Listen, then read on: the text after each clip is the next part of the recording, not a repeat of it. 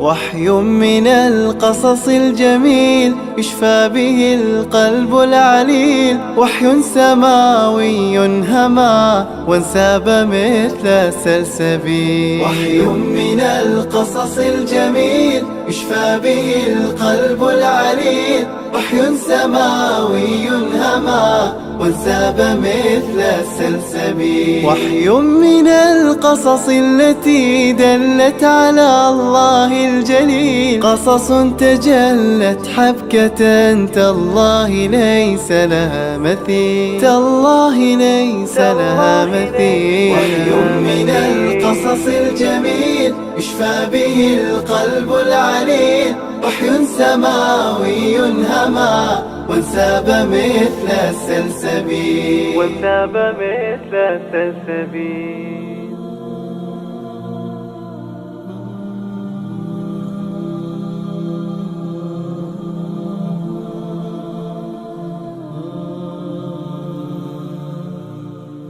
بسم الله الرحمن الرحيم.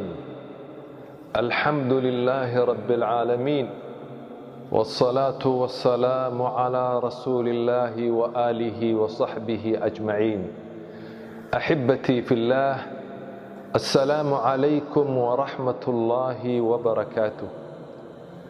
ودروستي أنكو قادنيني قصص في القرآن الكريم. قصوين قرآن ككسو أروري إلهي إنه قور رمي سبحانه وتعالى. maanta qisadan aan soo qaadanayno waa qisad cajiiba. ilaahay wuxuu inooga warramayaa, inooga qisoonayaa, inoo sheegayaa nin warkii. ninkaasi wuxuu ahaa nin wanaagsan ayuu ahaa, nin cibaado badan ayuu ahaa, nin wuxuu ahaa caalim culummadii reer banu israa'iil ka mida. wuxuu gaadhay darajada la yidhaahdo axbaaru banu israa'iil ayuu gaadhay, waa culimmadooda waaweyn. ninkaa waxaa arday u ahaa 12,000 oo arday ayaa wax ka barata. waa nin caalim ah oo lagu yaqaano adduunka zaahid buu ku ahaa, qalbigiisa ma raacin. ninkaasi waxaa lagu yaqaanay alla ka cabsi badan, nin dhowrsi badan ayuu ahaa. intaa waxaa u raacsanaa nin wuxuu ahaa mustajaabu dacwa. ilaahay waxa uu weydiisto ilaahay uu ka aqbalayay. ninkaasi intaa waxaa u raacsanaa sir gaara ayuu yaqaanay. ilaahay waxa uu baray sirta magiciisa weyn ee gaarka ah oo qofku ilaahay uu waafajiyo ee ku barya ilaahay uu ka aqbalo. ismullaahi alacdam ayuu yaqaanay oo ku ducaysan jiray. duca alla ducada uu ku ducaysanayo ilaahay wuu aqbalaa. wax alla wuxuu ilaahay weydiisanayo ilaahay wuu siiyaa. intaasi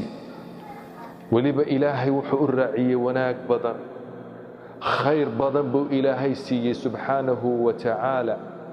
ilaahay baa u doortay diintiis. dad badan buu ilaahay ka fadilay, wanaag badan ayuu ilaahay siiyey subxaanahu wa tacaala.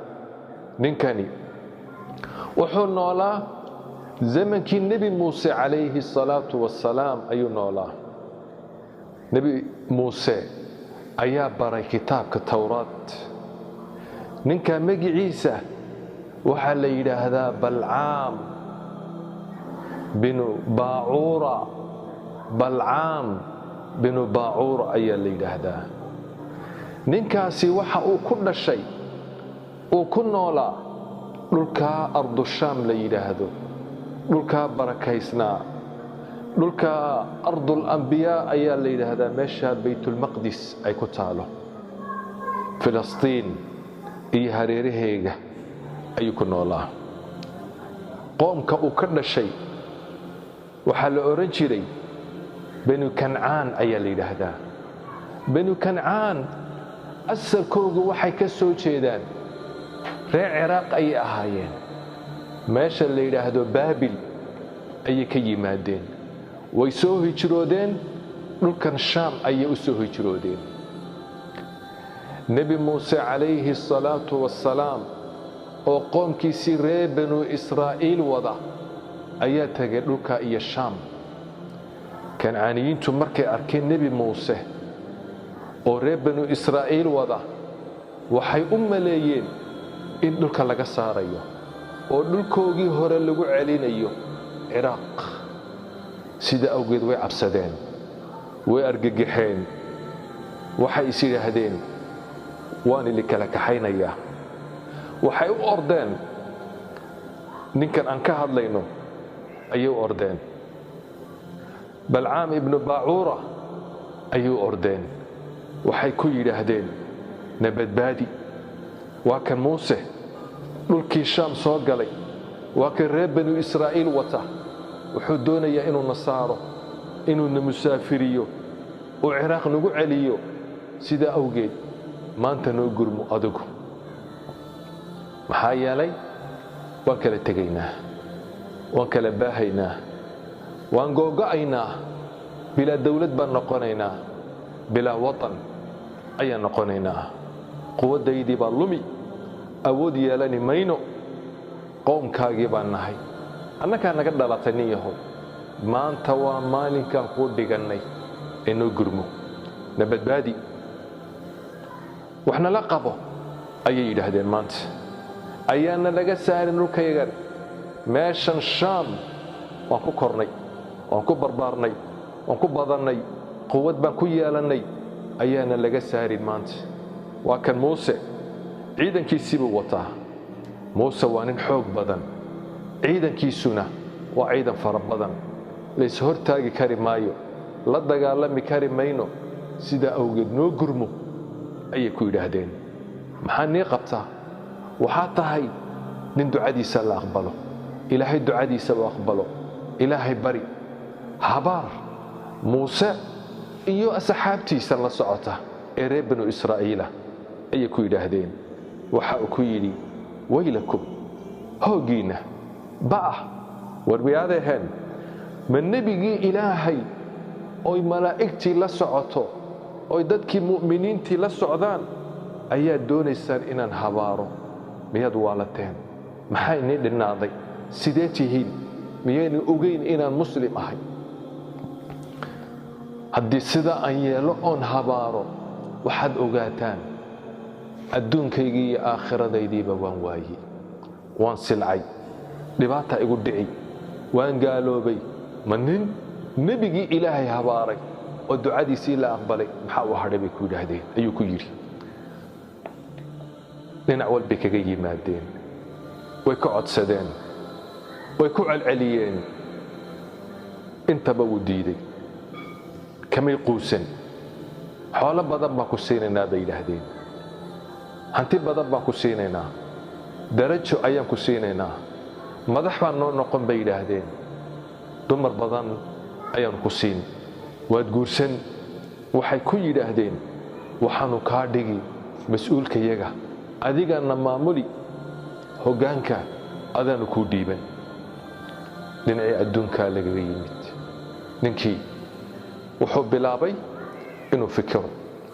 inuu arrinta rogrogo inuu eego iimaankiisii baa daciifay iimaankiisii ayaa daciifay ma ilaahay ayuu ka tegi oo shaydaan buu raaci ma iimaankiisan ayuu ka tegi oo gaalnimu ka dooran ma aakhiro ayuu iloobi oo adduunkan gaaban ayuu dooran naftiisii baa daciiftay iimaankiisii baa daciifay maal ayuu doortay oo adduunkiisii diintiisii ku iibsaday adduun ayuu aakhiro ku beddeshay gaalnimo ayuu ka doortay iimaankiisii ayuha alaxibba ibtilaaha ugu daran imtixaanka ugu daran waa iimaankaaga oo ilaahay uu ku seejiyo waxaa ugu weyn nicmad ugu weyni waa nicmat اliimaan waa nicmat اlislaam waa nicmat اlqur'aan taa wax ka fiicani ma jiro laakiin imtixaanka ugu daran ibtilaaha ugu daran waa maalinka aad gaalnimada dooratida islaamka aad ka tagtid waa maalinka aad iimaan weydid aad gaalnimo iyo shirki ku dhacday maalinkaas ugu daran allahumma thabbitna ala al-iimaan allahumma thabbitna ala al-islaam way fitneeyeen diintiisii bay ka fidneeyeen kadib wuxuu yidhi waan habaartamayaa habaar baan doortay uu dhaqaaqay dhinaca iyo boortii nebi muuse agtiisa ahayd ayuu koray wuxuu doonayaa inuu habaaro nebi muuse iyo dadka mu'miniinta ee raacay ilaahay carabkiisii buu beddelay markuu yidhaahdo nebi muuse habaar wuu u duceeyaa markuu yidhaahdo kancaaniyiinta u ducee wuu habaaraa arrintii baa isrogtay waxay ku yidhaahdeen war maxaa ku helay miyaad waalatay inaadna habaaraysid miyaad arkayn ood muuse iyo asxaabtiisiina u ducaynaysid waxa uu yidhi wallaahi ma garanayo carabkanna anigu ma hayo ilaahay baan rogaya laa amliku hayra dalik arrinta arrin aan ahayn anigu ma hayo arrintanna iraadadeyda way ka baxsan tahay doonisteeda way ka baxsan tahay maxaan samaynaa bay yidhaahdeen haddaba dhulkii baa la qaadan waddankii baa la qadi wax walbaa la waayi waanu kala tegi waanu baabi'i maxaa ayaan la noo fikirninyo wuxuu yidhi balcaam binu baacuura oo hadlaya lam yabqa ila almakru waalxiila wax hadhay male anu khalaas diinkaygii waan waayey laqad daacat mini alaakhira bihada asaniic ficilkan aan sameeyey aakhiraan ku waayey diintaydii waan waayey arrin baa ii hadhay khalaas arrintaasi waa maxay inaan makrin la nimaadno iyo xiilad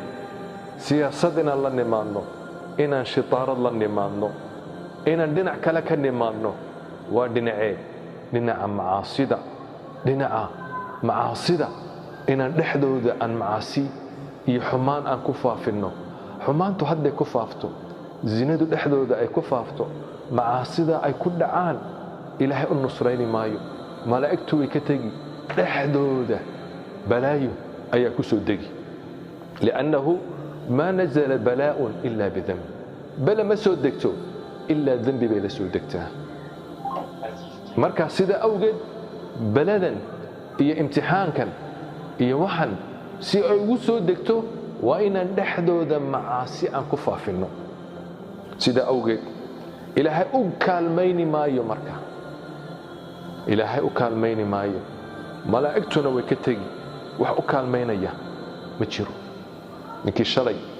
wanaagga dadka amrayey xumaanta ka reebayey macsiba ku dhacay gaalnimo ku dhacay dhinaca kale uga baxay isagii baa dadka xumaan iyo shar iyo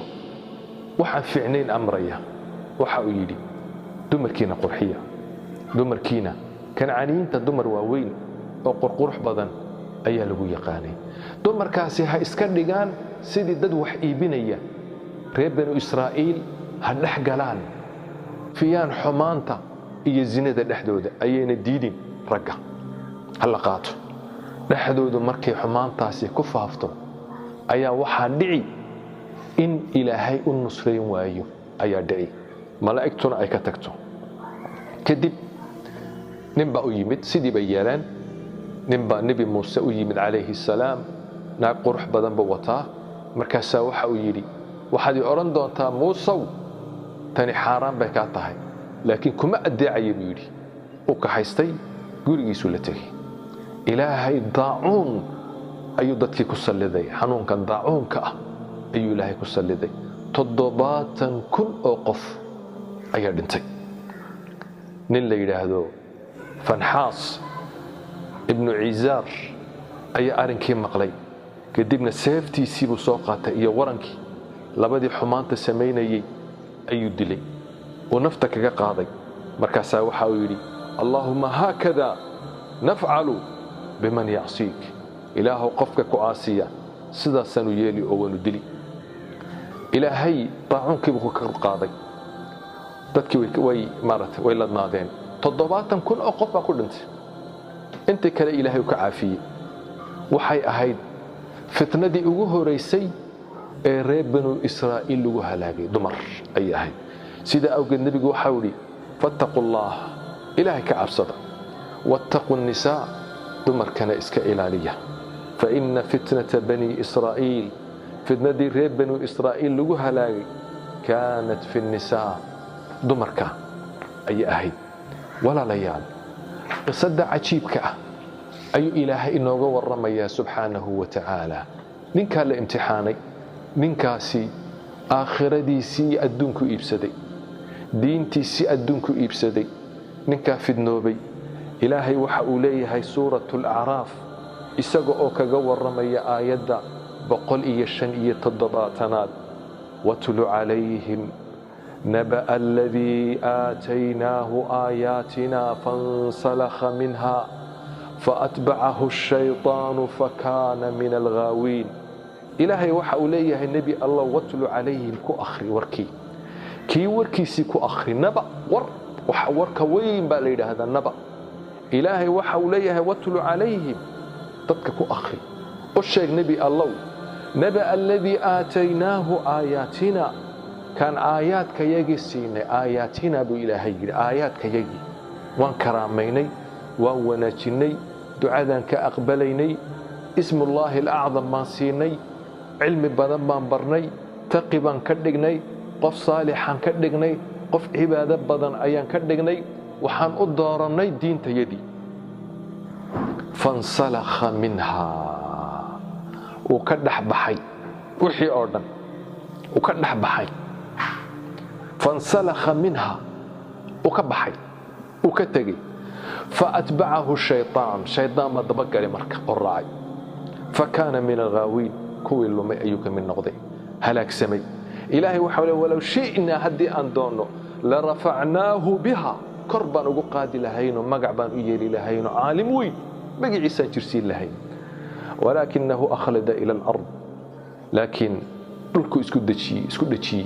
قلك أيو دورتي قرح ذا الدنك أيو دورتي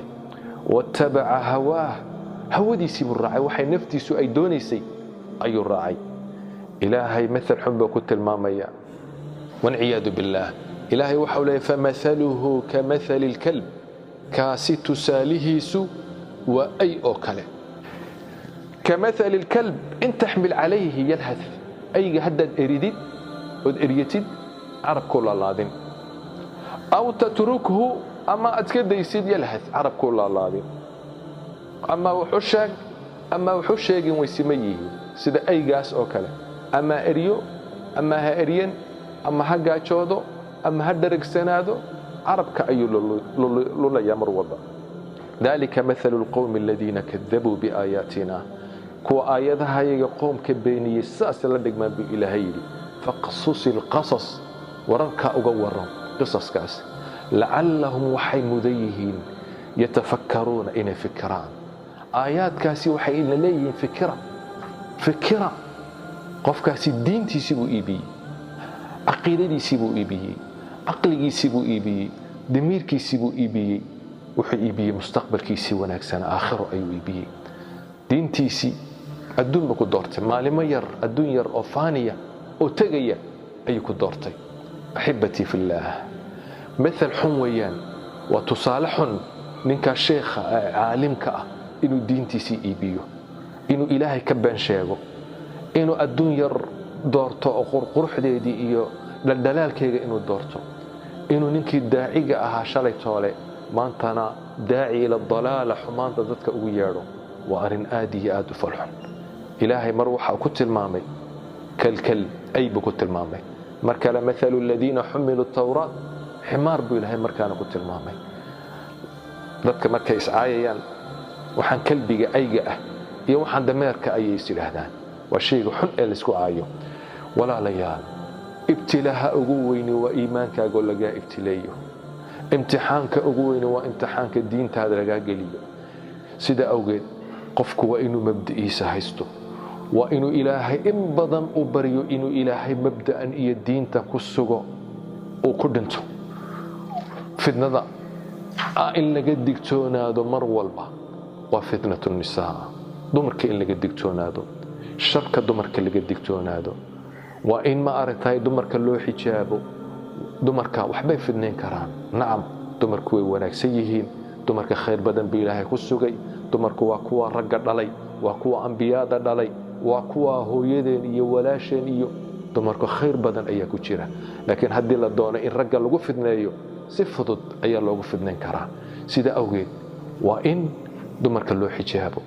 waa in diinta la baro axibbatii fillaah waxaa loo baahan yahay inaan diinteena ku faanno inaan iska ilaalinno inaan ilaahay macaasidiisa aan ku dhacno haddaan ku dhacnana waa inaan toobad keenno mar walbana waa inaan iimaankeena iyo diinteena iyo caqiidadeena aan ku dadaalno taasaa guula taasaa khayra taasaa wanaaga taas weeyaan tayna badbaadinaysa adduun iyo aakhiro xalaqa kale ayaa jirta oo inagu soo socota oo qisaska aan kaga waramayno qisasun fi alqur'aani alkariim la socod wanaagsan wajazaakum allahu khayran وصلى اللهم على سيدنا محمد وآله وصحبه أجمعين